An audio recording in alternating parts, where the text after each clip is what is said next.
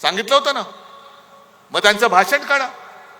Petrol के दाम नीचे गए कि ऊपर गए, डीजल के दाम नीचे गए कि ऊपर गए, पेट्रोल के दाम, गैस डीजल पेट्रोल, गद्दार के दाम किती खोके, ते 50 खोके आता उघडलेत. आणि नुसत्या खोके ना उघडलेत, बाटल्या सुद्धा फुटल्या असतील. आता बाटल्या सुद्धा फुटल्या असतील.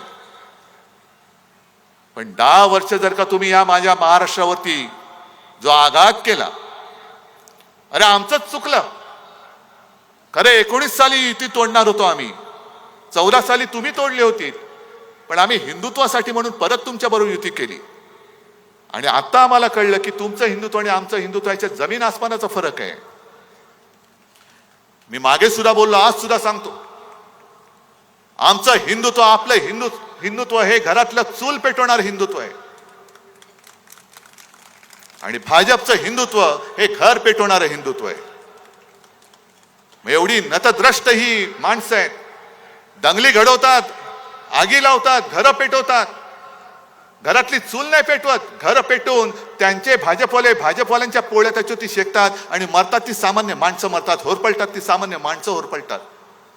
पोलिसांचे फटके सामान्य माणसे खातात, पोलिसांच्या केसेस, तुरुंगवास सामान्य माणूस भोगतो. आणि हे टगेगिरी करत एक अकेला सब पे भारी. अरे पण मेला माणूस, तुम्ही जगा किंवा मरा, पण मला पंतप्रधान करा. हे असे पंतप्रधान तुम्हाला पाहिजे. आज कांद्याचा प्रश्न पेटलेला आहे. मी काल परवाकडे जळगावला होतो, मावळला होतो. सगळीकडे शेतकरी पिसाळलेले आहेत.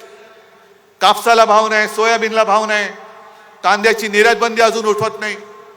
काय म्हणून आम्ही तुम्हाला मतं द्यायची आम्हाला सांगा ना. गुजरातची कांदा बंदी तुम्ही उठवता, पण माझ्या महाराष्ट्राची कांदा बंदी उठवत नाही. जवळपास 1100 कोटी रुपये या कांदा उत्पादकांचं नुकसान झालेलं आहे. 400च्या वरती कंटेनर तिकडे लोड होण्यासाठी त्या डॉकमध्ये पडलेले आहेत असेच, कारण अजून ऑर्डर्स चाललेले नाहीत निर्यातीच्या.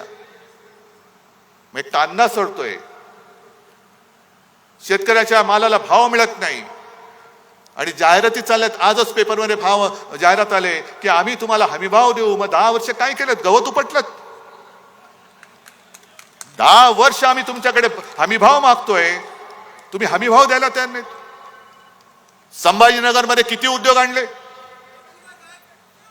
आपण. जे काही उद्योग आणत होतो, करोनाचा काळ होता, तरी सुद्धा कित्येक कोटींचे नुसते सामंजस्य करार नव्हते केले, प्रत्यक्षात करार करून आपल्या महाराष्ट्रामध्ये आपण उद्योगधंदे आणत होतो. पण याने या उद्योगधंदे पळून नेले, गुजरातला नेले. सगळं गुजरात गुजरात गुजरात.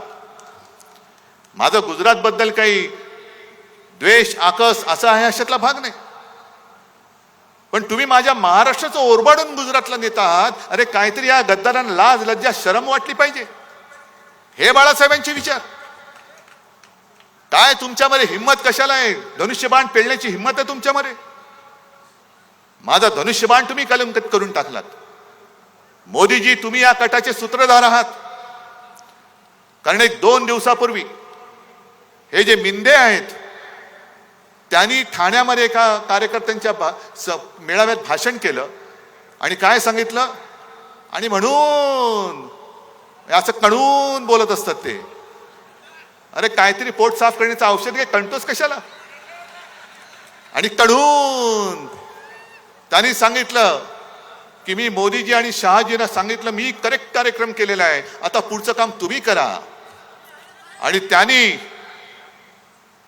असली शिवसेना आणि धनुष्यबाण आपल्याला दिलं, म्हणून मी मोदीजी आणि शहाजी तुमचे आभार मानतो. अरे नेभडटा, वडिलांचं नाव माझ्या लावावं लागतं तुला, तुझ्या वडिलांचं नाव तू लावू शकत नाहीस. नेभडट माणूस कुठला?